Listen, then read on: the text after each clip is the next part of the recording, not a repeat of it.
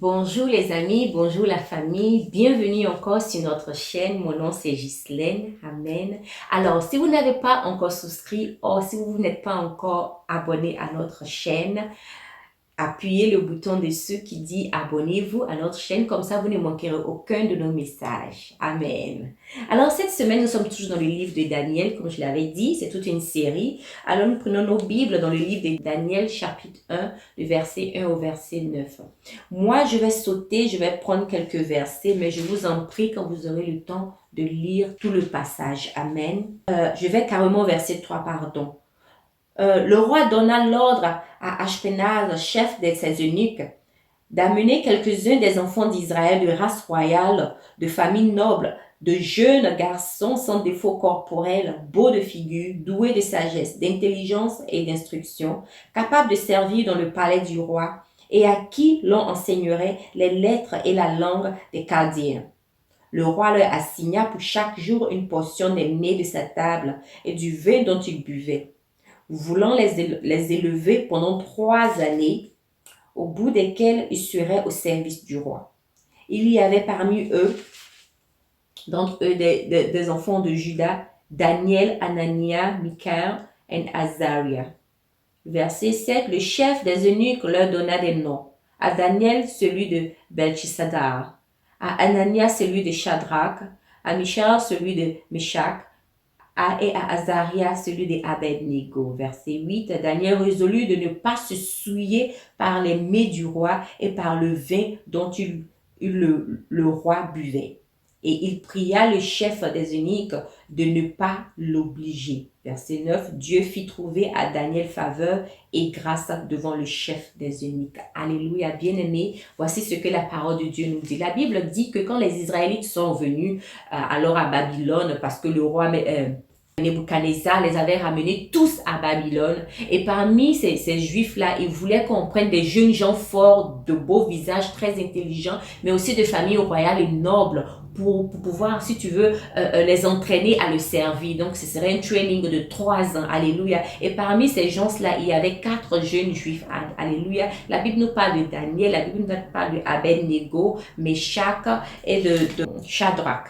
Amen, alléluia. Maintenant, la Bible nous dit que le roi avait donné des ordres pour qu'on puisse les nourrir avec les mets de sa table et avec son vin.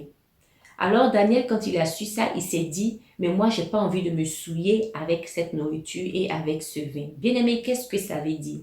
Qu'est-ce que Daniel voulait dire par là? J'aimerais qu'on prenne, on tourne nos Bibles dans le livre de 1 Corinthiens, le chapitre 3, et je vais lire le verset 16 et le verset 17 de ce livre. Alléluia. Le verset 16 nous dit, « Ne savez-vous pas que vous êtes le temple de Dieu et que l'Esprit de Dieu habite en vous ?» 17. « Si quelqu'un détruit le temple de Dieu, Dieu le détruira, car le temple de Dieu est saint et c'est ce que vous êtes. » Le temple de Dieu est saint et c'est ce que vous êtes. Bien aimé, voici ce que la Bible nous dit. Mais Jésus lui-même aussi a dit aussi dans la parole, quelque part, je n'ai pas le temps de lire, il a dit, « Détruisez ce temple. Et je le rebâtirai en 3 jours. » Alléluia. Les gens pensaient qu'il était en train de parler du temple physique, là où il partait prier tout et tout. Mais Jésus parlait de son corps. Il dit, détruisez ce temple que je suis et en 3 jours je le reconstruirai. Alléluia. Bien-aimé, est-ce que tu sais que ton corps est le temple du Saint-Esprit? Daniel savait ça déjà. Alors il s'est résolu de ne pas manger les mets du roi, de ne pas boire le vin du roi. Parce qu'il a dit quoi? Je ne veux pas souiller mon corps. Alléluia. Qu'est-ce que souiller, ça veut dire quoi? Ça veut dire quelque chose qui est propre et on salit. Alléluia. Profaner son corps. C'est-à-dire qu'il veut pas profaner quelque chose qui était saint. Saint à Dieu. Alléluia. Parce que Dieu prend plaisir à habiter en nous, à vivre en nous. Alléluia, bien-aimé. Même Jésus-Christ lui-même a reconnu qu'il était le temple du Saint-Esprit, que Dieu habitait en lui, qu'il était un temple, bien-aimé. Est-ce que tu sais que tu es un temple? Est-ce que tu sais que Dieu vit en toi? Il prend plaisir à vivre en toi. Maintenant, la question, qu'est-ce que nous faisons de ce temple?